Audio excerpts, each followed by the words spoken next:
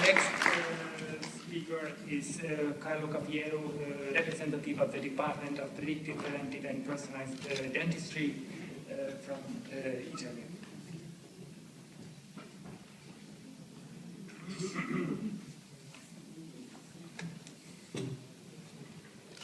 Good afternoon, everybody. Thank you, Mr. Chairman. Thank you, Vincenzo. Thank you, Olga, for your invitation. It is a really prestigious venue that represents something of more for Europeans, not only building but an ethical value. So the question is, why do we need the PPM in dentistry? Next, please. For too much time, dental operators consider their patients as a big mouth moving on thin legs. And this is not a good idea, since the wrong belief led dentistry to abandon Mother House, that is general medicine, and neglect fundamental aspect in diagnosis and therapy of several systemic disorders. But fortunately, in the last 20 years, we have had a very important progress in dental research. So we have biological phenomena understanding. We could use high-tech diagnostic tools, like, for example, microscope, cone beam, RX, and so on. And then we have to understand that oral health must be definitely considered as a very important part of the human organism, and not as to be considered as an isolated segment. So these questions appears like a returning home for dentistry. Next, please. So, in this perspective, it's time to shift the paradigm from reactive medical services to predictive, preventive, and personalized dentistry. In which way we can reach this target? Through targeted prevention, advanced diagnostic, tailored treatment, and last but not least, cost-effective healthcare. Which are PPM-related issues in dentistry? First of all, First of all, dentistry today does not appear in line with the times. Current deficit is a cultural deficit, and so it is necessary to perform a global strategy to favor the modern cultural approach to the oral disease. Next, please. So in order to fill this cultural gap, it is necessary to update scientific knowledge. In which way? First of all, to involve a European university in teaching predictive, preventive, and personalized dentistry, with the creation of specific subjects in degree course in dentistry, postgraduate course, PhD course, and so on. This topic is fundamental and is obviously strictly related to the legislation of each country and European legislation.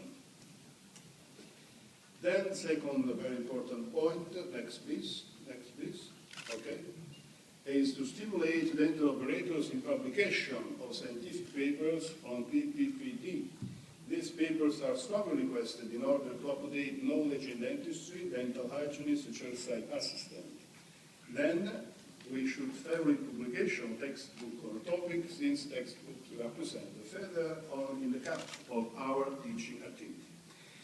And then the last point that is a very important point is to perform a media strategy through TV, newspapers, radio, web, that intend to involve common people in this project. So people will ask to dental operators medical treatment in accord with PPPP principles. Next, please. What we have done to help in this strategy?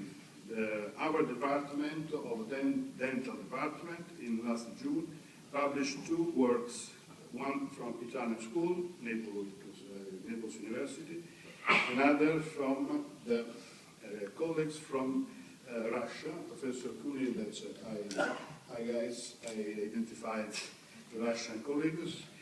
And this is very important since there are not too much article on this subject in literature.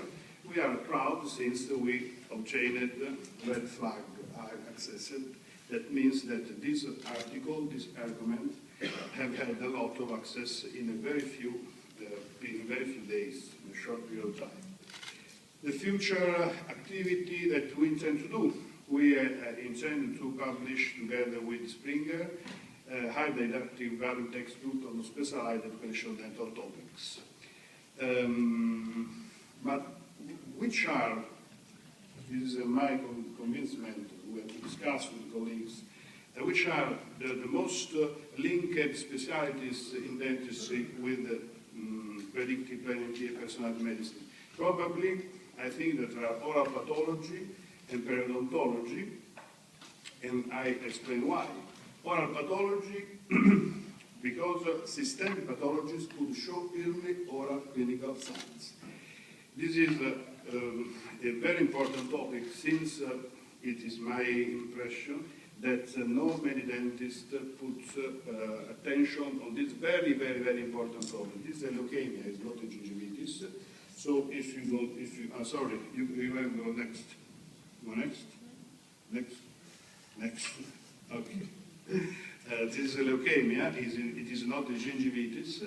So early diagnosis and immediate preventive intervention may save a patient's life. Next. But leukemia is not the only pathology that give, general pathology that give oral signs. We can have a cancer metastasis, we can have a Kaposi sarcoma, we can have a cyclic neutropenia, we can have myxoplasmosis. A lot of diseases can have oral clinical signs. It is very important that dentists are able to recognize these clinical signs to have early diagnosis. Next. Detection of oral signs would be referred to general disease as well as detection of oral cancer can be definitely considered as a critical topic in early diagnosis. So we have to organize, first of all, educational programs in general population and for professionals in order to shift the paradigm from reactive medical service to predictive medical service.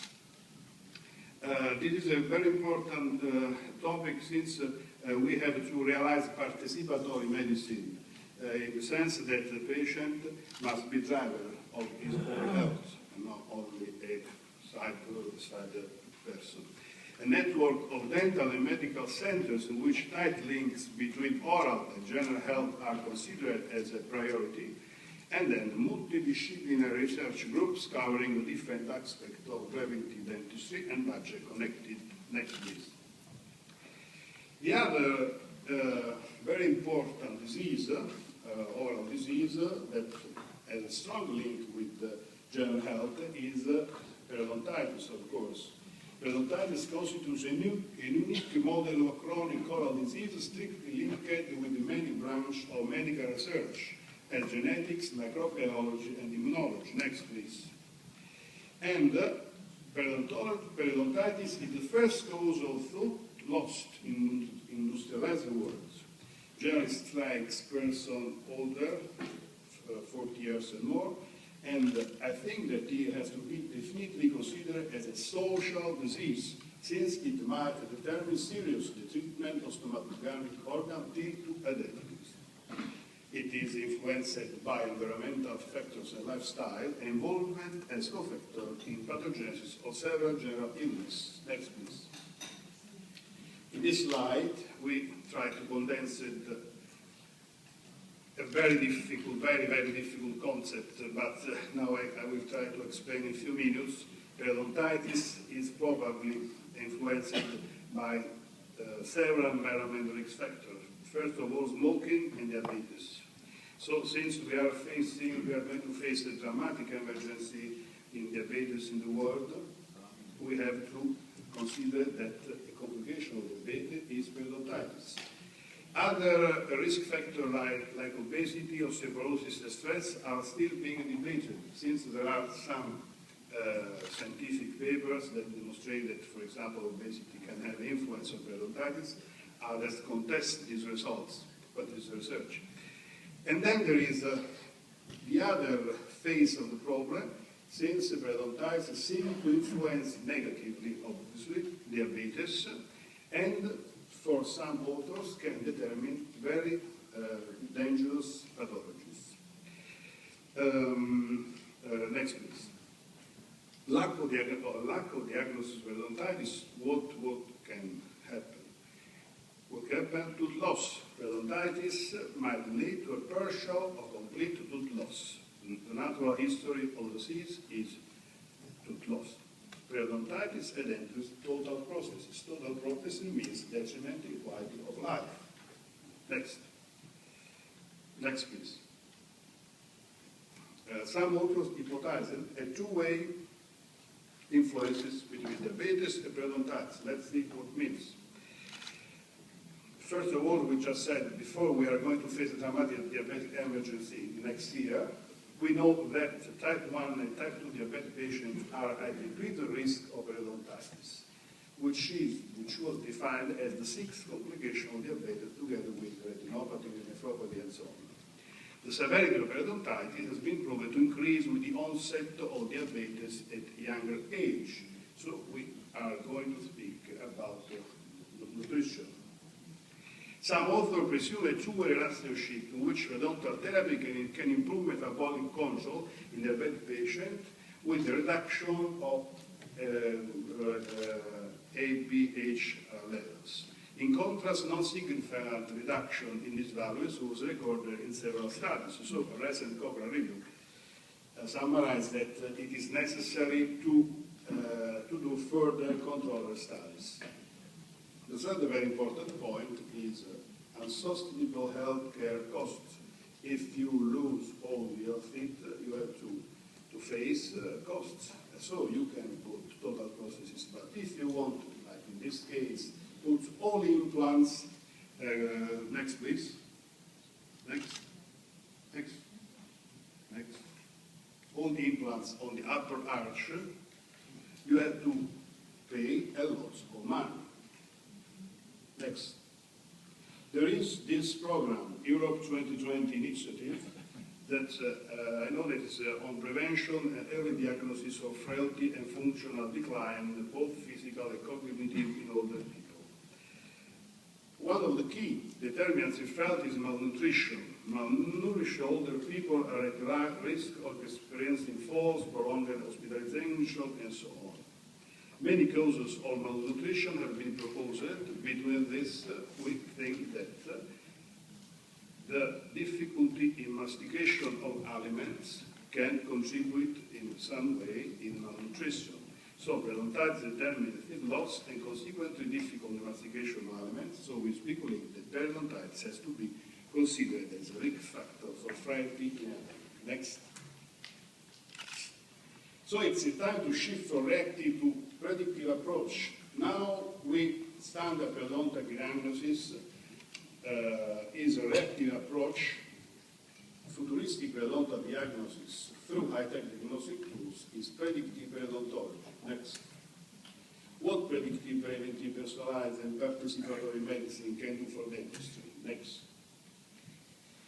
We hope to utilize in next future chair-side tests.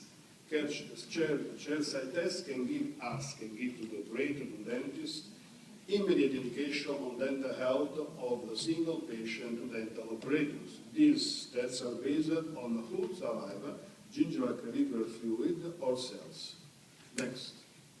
Oral fluid contains specific biomarkers that can be detected by the use of a lab-on-chip. The use of lab-on-chip device will involve less education than current. Unfortunately, no lab-on-chip device for periodontal use is currently available. This is a very big problem, and we have to ask the industry to play its part, its role. This is very important in developed nations, as well as in the resource poor areas and the poor countries, in which lab-on-chip will allow healthcare providers in poorly equipped hospitals. Next. So, as we said, industry should have to play their part in providing lab-on-chip and other high-tech diagnostic tools to be used by dental operators and general practitioners. This is why in country area in which you cannot have a specialist, but you have a general practitioner, if you have a lab-on-chip, you can do a screening of a very large population, then you can say to that person to go to specialist, since probably you have a periodontitis and you have to do a more specific medical visit. Next. In synthesis, what are the principal topics able to classify the unmet needs in predictive, preventive, and personal dentistry? First of all, is obviously to improve the research in the field. So we have to do together research program. We have to find together a related budget. Then we should make pressure on politics to teach PPAD at university through national, European adopted legislation, and we have to intensify collaboration with the industry. This synergy of efforts can lead us to early diagnosis, patient stratification, that is very important in therapy and for costs, and targeted therapy, and this to obtain top quality in patients' health care. So in conclusion, we know that the long distance has to be covered to reach the targets. Go straight, next. But the pathway has already been clearly outlined. It is time for new guidelines in advanced healthcare in dentistry too. Thank you.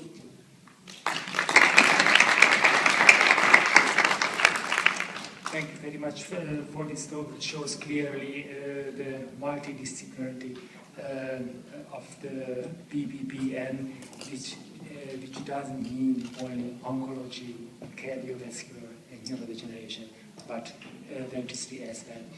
Any questions from the floor? If not, once again, thank you very much. Thank you very much for your nice presentation. And our next speaker